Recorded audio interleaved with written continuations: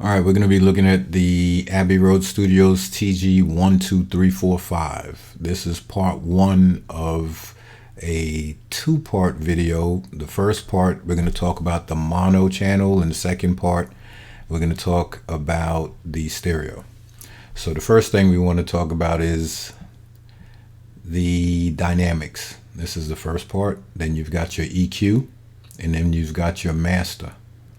And the signal comes in on the input first. Then it goes to the dynamics, the EQ, the master.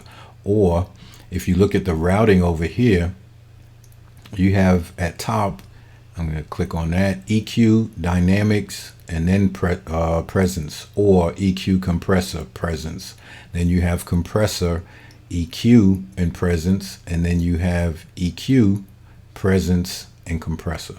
So you have options on how you want to route your signal. So over here at the dynamics, your out is your off, and then you have your compressor, and then you have your limiter. Now the difference between the compressor and the limiter is the compressor compresses at 2:1, but the limiter compresses at 7:1. And then we come down to the hold. Most times we look at the hold and think of it as how long a compressor or gate is held before it releases. But in the case of this hold, this is the amount of compression. You add compression. Compresses harder by turning up this knob. Then we come down here to the recovery or release, and it has different release times. So 1 would be at 100 milliseconds, 2, 250 milliseconds, 3 would be 500 milliseconds or half a second, 4 would be 1 second, 5 would be 2 seconds, and 6 would be 5 seconds. And of course you've got your mix knob, which is for parallel compression, and it allows you to blend your wet and dry signal. Then we come down to the sidechain high pass. Now what this does is this rolls off the low frequencies at 90 hertz. So 90 hertz and down would just not be in the signal. It won't be in the chain if you push that button in, which means that you won't be compressing those frequencies, or those frequencies won't trigger the compressor. Okay. So of course we spoke about the routing, and now we go to our EQ. And in our EQ, we have our treble, which boosts, it will be a bell curve if you're boosting at 5K or 5,000 kilohertz. When you're boosting, it's going to be a bell curve. But when you are cutting, it's going to be a shelf.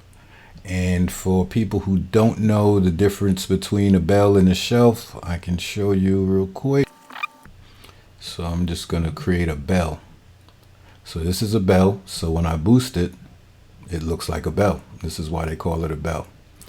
And let's see, a shelf, high shelf. So this is a shelf. I guess it looks like a shelf. But this is when they say a shelf, this is what they're talking about. And when they say a bell, this is what they're talking about. So those are for you guys that didn't know. Okay, I can get rid of that plug-in. And now we're going to come back to this. So another thing. Oh, I was back. I got off track. I'm on the EQ. Okay, so we have under this the presence. Now these two knobs are what is the presence. So you have 500 hertz to 10,000 kilohertz or 10K. Okay.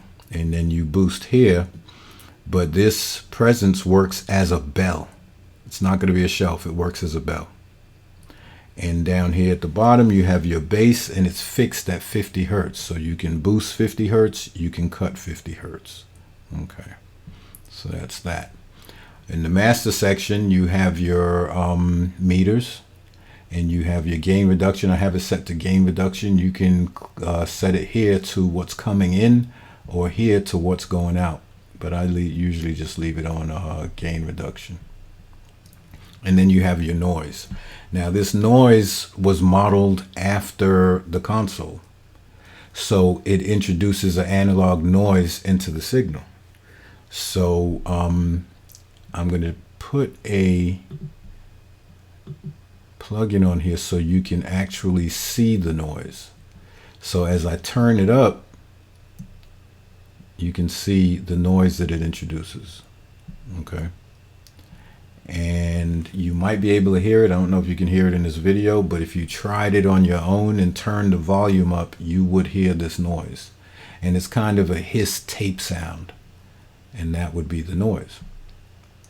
Now, this is channel 1 and channel 2. So they modeled 2 different channels on the board.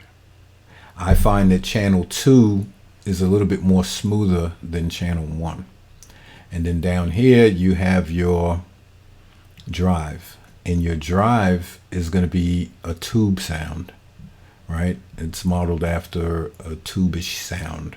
Then you have your phase and your output, and that's it. That pretty much takes care of this plugin. So now I'm going to see if I can let you hear how it sounds. So I'm going to play this track. Let me set everything to 0.